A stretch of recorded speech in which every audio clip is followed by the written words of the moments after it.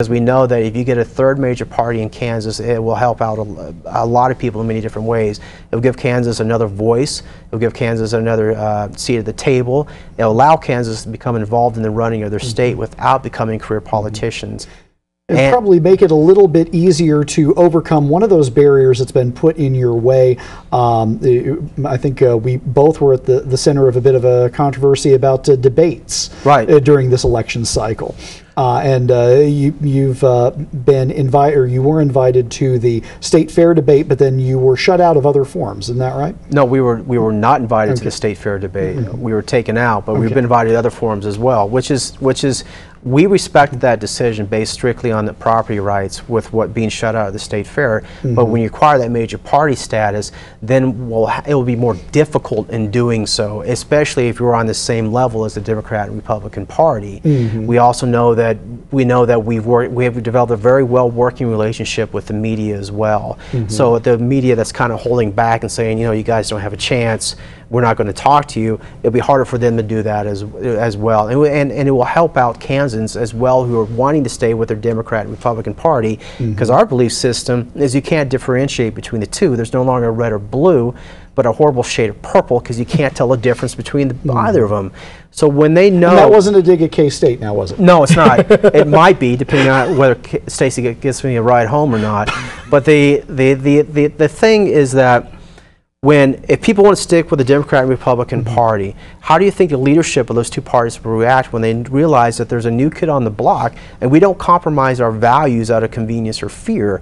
I've had people throughout the years come up to me and say, I disagree with 90% of the things that you say, but at the same time, one thing I do respect you is that you don't compromise your values. You stick by your guns and your opinions. And I think that people are really looking for a party and the leadership and the candidates who are not willing to compromise their value systems out of expediency. And so that gets me thinking a little bit more about the campaign. What's the campaign trail experience like for you? People see news coverage on the two major parties, and I think they have at least a decent idea about how a campaign operates for them. What does your campaign look like? What's your experience been on the campaign trail? It's been a lot of fun.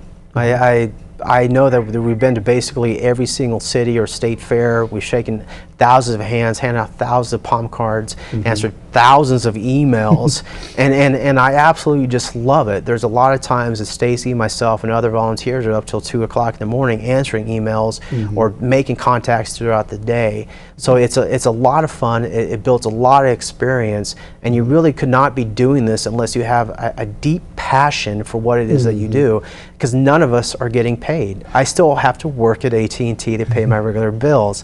Stacey still needs to run his business.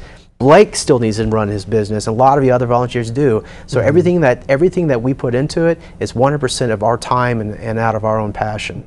And it's not just you out there on the campaign trail as well. You've got a family that, whether they're campaigning with you or they're at home, that's time taken away from them as well. I've seen a lot of campaigns take tolls on people and their families. How do you balance that out? Not only working full-time, campaigning full-time, and then as a full-time family man. That's got to be a terribly difficult juggling act.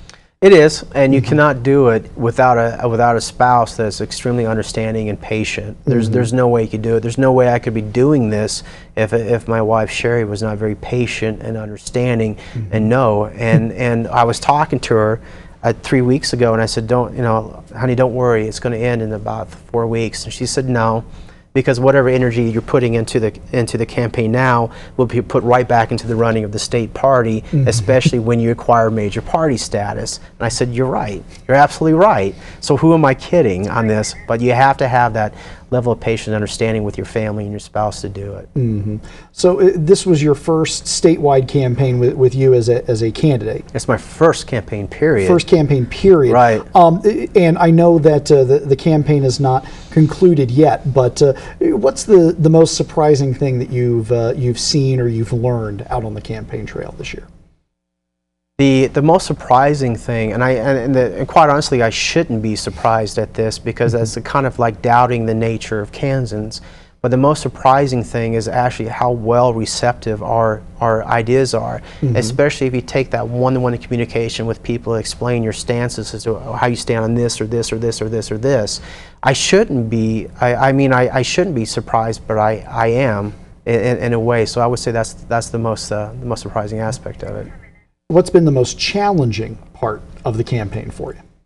The challenging part, quite honestly, has been getting some members of the media to work with us to try to show that our message, especially in regards to education or jobs or immigration or taxes, are more valid than what the other parties have, are offering. And that's why, you know, they can go to our website of kansasproud.com to find out why. Okay.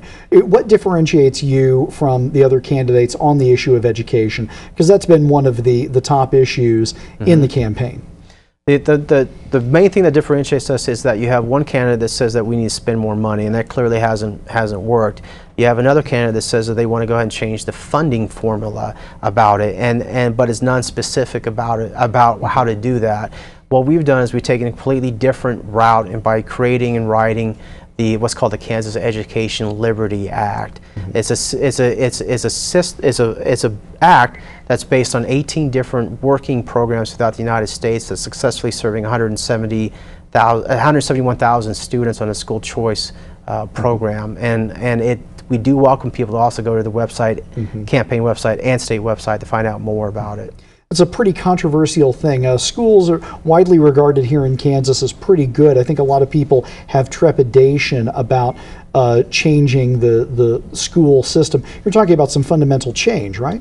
Exactly, especially when you consider that over 50 to 62%, depending on who you talk to, of our state budget, the largest portion of our state budget goes towards education. So a lot of resistance that we receive is actually not from the parents, not from the professional organizations or groups. The largest resistance we received is from the the KNEA.